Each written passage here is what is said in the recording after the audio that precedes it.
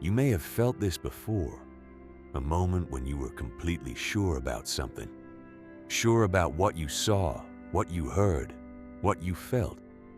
And yet, after speaking with someone, that certainty slowly began to fade.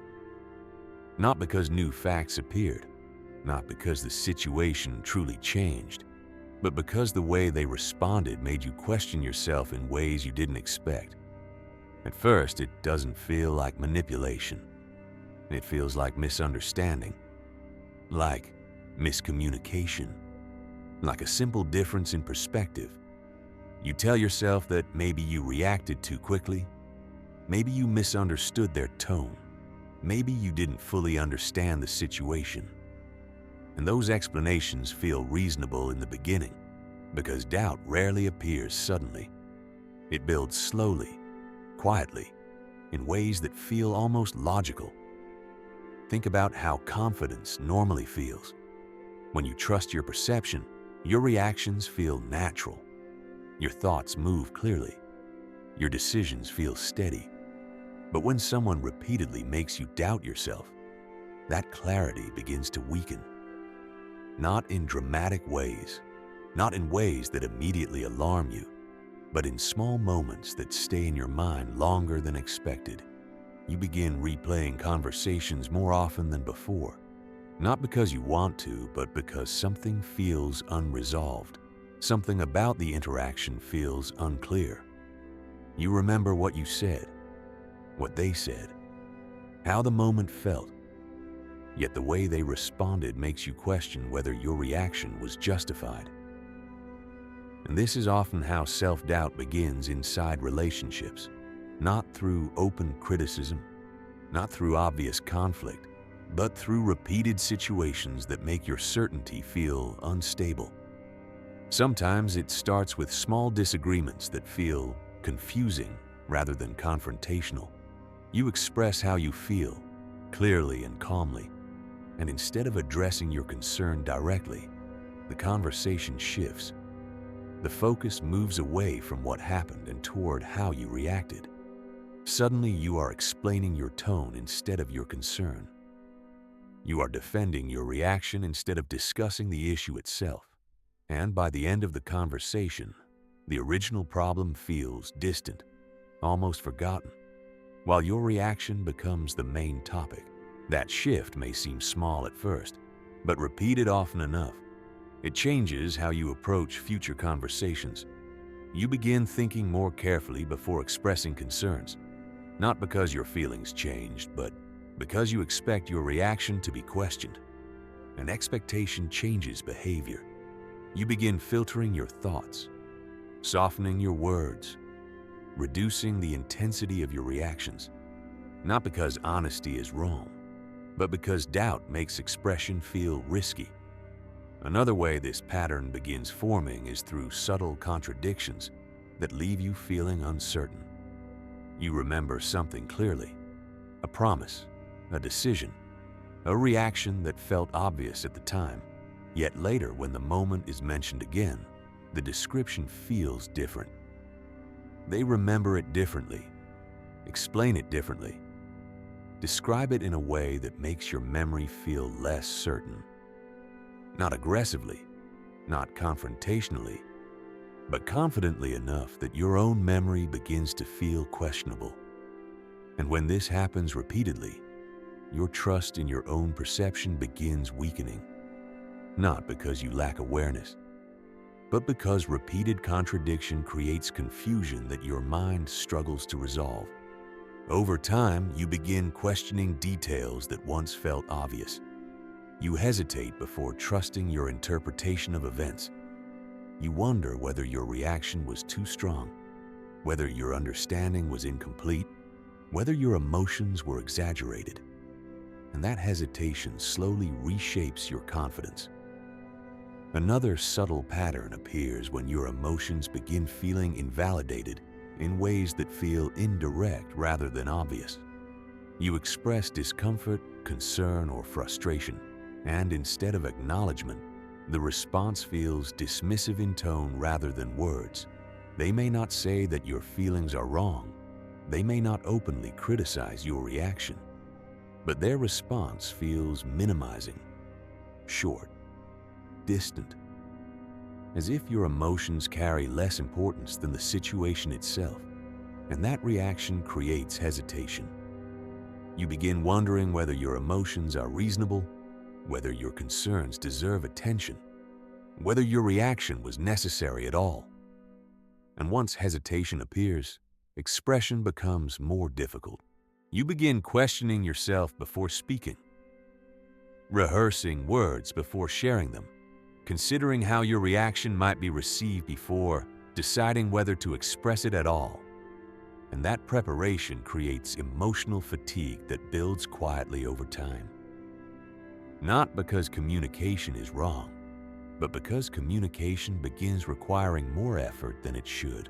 Another important shift happens when reassurance becomes something you seek more often than before, not because you feel insecure by nature, but because repeated doubt makes certainty feel unstable. You begin looking for confirmation, for validation, for signs that your perception is accurate, not once, not occasionally, repeatedly, and repeated reassurance slowly changes how you trust yourself. Instead of relying on your own judgment, you begin depending on external responses to confirm what you already felt. And that dependence weakens internal confidence in ways that feel subtle but powerful. Because confidence is not only about knowledge, it is about trust in your own perception. And when that trust weakens, decisions become harder, not because choices are complicated, but because certainty feels fragile. You hesitate before making simple decisions, not because you lack intelligence, but because doubt makes clarity feel uncertain. You replay situations before responding, reconsider decisions before acting, delay responses to avoid making mistakes that might be questioned later.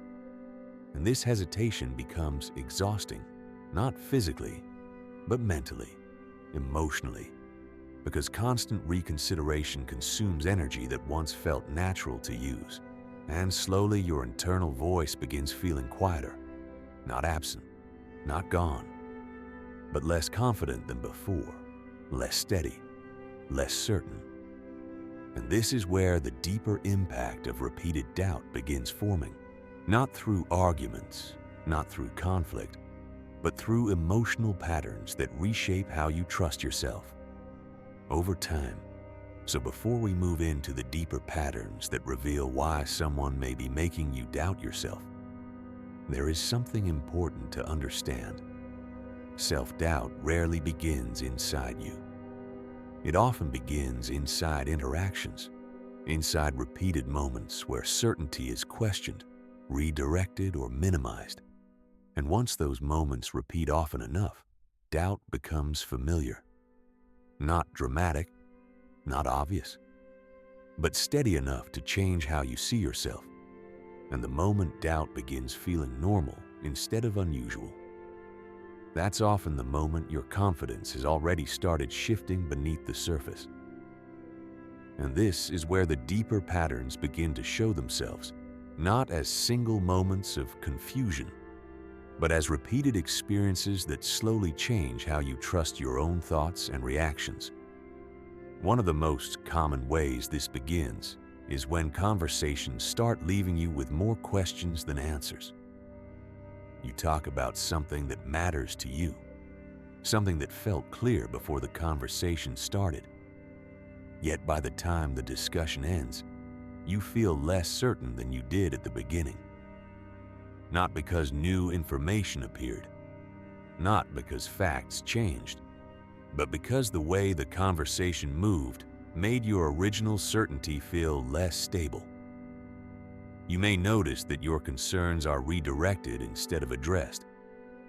You mention something specific, something that made you uncomfortable, and instead of staying on the topic, the conversation shifts toward your reaction. Suddenly, the focus moves away from what happened and toward how you responded. Your tone becomes the topic. Your timing becomes the issue. Your reaction becomes the subject of discussion. and the original concern disappears quietly in the background. At first, this feels confusing rather than harmful. You may even blame yourself for bringing the issue up incorrectly. You may think that if you explain things more clearly, the outcome would be different. But when this pattern repeats, confusion begins turning into doubt. Not loud doubt, quiet doubt. The kind that stays in your mind long after the conversation ends. Another pattern begins forming when your memory of events starts feeling less reliable than before. You remember details clearly. You remember what was said, what happened, how the moment unfolded. Yet when those details are discussed again later, the version you hear feels different from the one you remember. Not dramatically different, just different enough to create hesitation. They may describe the situation in a calmer way, in a way that sounds reasonable, controlled, confident, and their confidence begins making your own memory feel uncertain. You begin asking yourself questions you didn't ask before. Did I misunderstand? Did I exaggerate? Did I react too strongly? And those questions slowly reshape how you trust your own perception. Not because you are forgetful, not because you are careless, but because repeated contradiction weakens confidence in your memory. Another powerful pattern appears when emotional responses are minimized instead of acknowledged. You express discomfort, confusion, or concern, and the response you receive feels dismissive in tone rather than direct in words. They may say things like, "It's not a big deal," or that you are thinking too deeply about something simple. Sometimes the response sounds logical, even reasonable. Yet something about it makes your feelings feel smaller than they did before. And once emotions begin feeling smaller, expression becomes more difficult. You hesitate before sharing how you feel. You reconsider whether your reaction is worth mentioning. You begin choosing silence instead of explanation. Not because silence feels right, but because expression feels uncertain. Another pattern begins forming when reassurance becomes inconsistent. Sometimes you receive warmth, understanding, and validation that feels comforting. Other times, similar situations receive cold or distant responses that feel confusing. This inconsistency creates emotional instability. You begin wondering what caused the difference, what you did differently, what changed between one moment and the next. And that wondering creates mental effort that slowly drains your emotional energy. You begin adjusting your behavior to match what you believe will receive approval. Not intentionally, not consciously, but gradually through observation and reaction. And over time, your actions begin reflecting anticipation instead of confidence. Another important pattern appears when simple decisions begin feeling more difficult than they used to be. You hesitate before choosing what once felt obvious, not because the decision itself is complicated, but because you fear your choice may be questioned later. You begin double-checking your thoughts, reconsidering your reactions, seeking reassurance before acting. And this repeated hesitation slowly reshapes your independence, not dramatically, but gradually. Because independence depends on trust in your own thinking. And when that trust weakens, decision-making becomes slower and more uncertain. Another pattern becomes visible when your internal dialogue begins changing. Instead of trusting your first reaction, you begin questioning it immediately. Instead of believing your interpretation, you begin searching for alternative explanations. You tell yourself that maybe you misunderstood, maybe you reacted too strongly, maybe your emotions were unnecessary. And that internal questioning becomes routine, not because your perception is unreliable, but because repeated doubt trains your mind to distrust its own signals. Another pattern begins forming when you notice that clarity only appears after distance. When you step away from the interaction, when time passes, when emotional pressure fades, your thoughts suddenly feel clearer again. You begin seeing details that felt confusing in the moment. You begin understanding reactions that felt unclear earlier.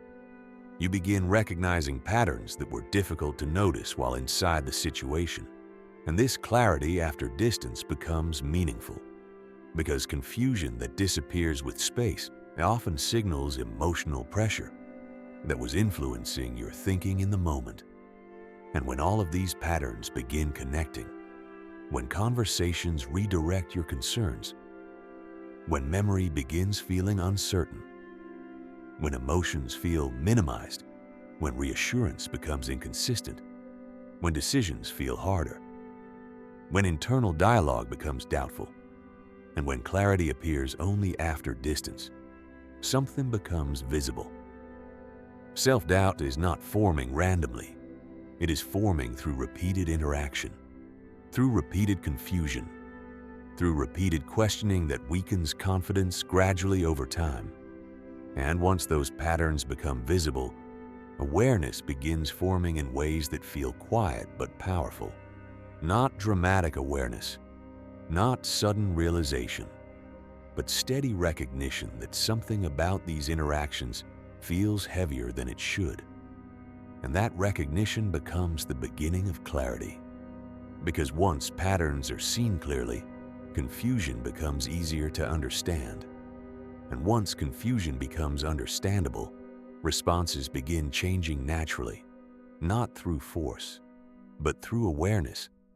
And awareness becomes the first step toward rebuilding trust in your own perception. And this is where awareness begins to change the way you see your own reactions, not suddenly, not through one dramatic realization, but through small moments of clarity that begin connecting over time.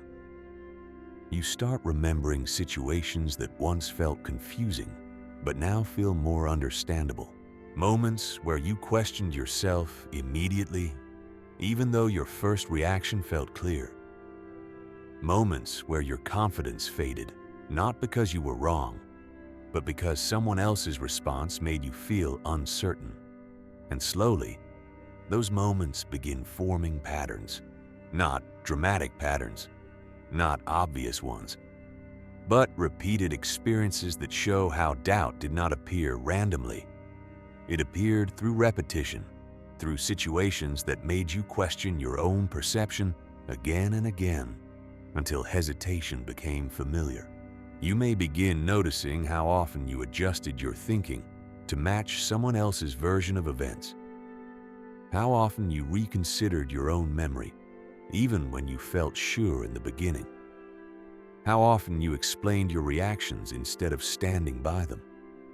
And that realization can feel uncomfortable at first, not because you made mistakes, not because you failed, but because awareness changes how you understand your own behavior.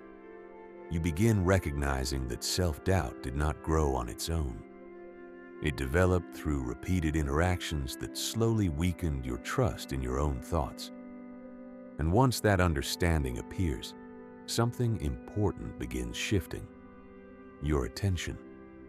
You begin paying attention to your own reactions again, not dismissing them immediately, not questioning them before understanding them, but observing them carefully. You notice when confusion appears. You notice when hesitation follows certain conversations. You notice when your thoughts feel clear until someone else's reaction makes them feel uncertain. And this observation creates distance, not physical distance, mental distance, the kind that allows you to pause before doubting yourself automatically. And that pause becomes powerful, because doubt often happens quickly, almost automatically, without reflection. But when you create space between reaction and self-doubt, your thinking becomes clearer. You begin asking different questions. Not what did I do wrong, but what actually happened. Not why am I overreacting, but what made me feel this way. and those questions change the direction of your thinking. Instead of turning doubt inward immediately, you begin examining situations more objectively. You begin separating your reaction from the emotional pressure surrounding it. And that separation creates clarity. Not instant clarity, gradual clarity. The kind that builds through repeated awareness rather than sudden understanding. Another important shift begins when you start trusting your initial reactions again. Not blindly, not impulsively, but respectfully. You begin recognizing that your first reaction often carries important information. Not perfect information, but meaningful signals that deserve attention. You notice discomfort sooner. You notice hesitation earlier. You notice emotional tension before it becomes overwhelming. And once those signals become visible, your responses begin changing naturally. Not dramatically, but steadily. You begin expressing yourself more clearly, without excessive explanation, without unnecessary apology, without shrinking your reactions to maintain comfort. Not aggressively, calmly. You begin stating your thoughts with more certainty, not because you feel stronger than others, but because you feel more connected to your own perception. And that connection becomes the foundation of confidence. Not loud confidence, quiet confidence. The kind that does not depend on approval, but on awareness. Because confidence grows when your thoughts feel reliable again, when your reactions feel trustworthy again, when your decisions feel stable again. And rebuilding that trust takes time, not because it is difficult, but because repeated doubt required time to form. You begin noticing when reassurance becomes unnecessary, when your own understanding feels enough, when your own interpretation feels clear without needing confirmation from others. And that independence creates emotional strength, not strength that pushes others away, strength that protects your clarity. Another powerful shift happens when you stop assuming that confusion always means you are wrong. Sometimes confusion means information is incomplete. Sometimes confusion means emotions are being redirected. Sometimes confusion means pressure is being applied in ways that are difficult to recognize immediately. And understanding that difference changes how you respond to uncertainty. Instead of doubting yourself immediately, you begin observing the situation first. You give yourself time to understand what happened before deciding how to interpret it. And that patience creates mental stability, not rushed reactions, not automatic doubt, measured understanding. You begin trusting time to reveal patterns that were difficult to see in single moments. Because patterns rarely appear instantly. They appear through repetition, through consistent behavior that becomes noticeable over time. And once patterns become visible, something important happens. Your internal voice becomes stronger again, not louder than others, but clearer than before. You begin recognizing when your thoughts feel certain, when your reactions feel justified, when your perception feels stable. And that recognition builds confidence that does not depend on reassurance, confidence that depends on understanding. And understanding changes behavior naturally. You begin speaking without rehearsing every word. You begin responding without second-guessing every thought. You begin making decisions without fearing constant correction. Not perfectly, not always easily, but more naturally than before. And this natural confidence creates emotional freedom that feels different from forced strength. It feels calm, steady, grounded in awareness rather than reaction. And perhaps the most important shift happens when you stop seeing self-doubt as proof of weakness. Instead, you begin seeing it as a signal that something requires attention, not immediate reaction. Attention, because doubt often reveals areas where clarity is needed, areas where understanding is incomplete, areas where emotional patterns require recognition. And when you begin responding to doubt with awareness instead of fear, something changes inside you. You begin rebuilding trust in yourself step by step, not all at once. Gradually, through repeated observation and understanding, you begin noticing when your thoughts feel clear again, when your reactions feel stable again, when your decisions feel grounded again. And those moments become meaningful because they show that confidence can return, not through force, not through denial, but through awareness. And once awareness becomes part of how you think, something shifts permanently. You stop reacting automatically to uncertainty. You begin examining situations before questioning yourself. You begin trusting patterns instead of isolated reactions. And that shift creates emotional stability that becomes difficult to disrupt. Not because conflict disappears, not because misunderstanding stops, but because your perception becomes stronger than the doubts surrounding it. So if any part of this felt familiar, even slightly, don't ignore that recognition. Don't dismiss the moments where your confidence felt uncertain. Don't minimize the patterns that made your thoughts feel less stable than before. Because repeated doubt is never meaningless. It always carries information. And once you begin recognizing that information, once you begin noticing patterns instead of isolated moments, once you begin trusting your perception again, something changes in ways that feel subtle but powerful.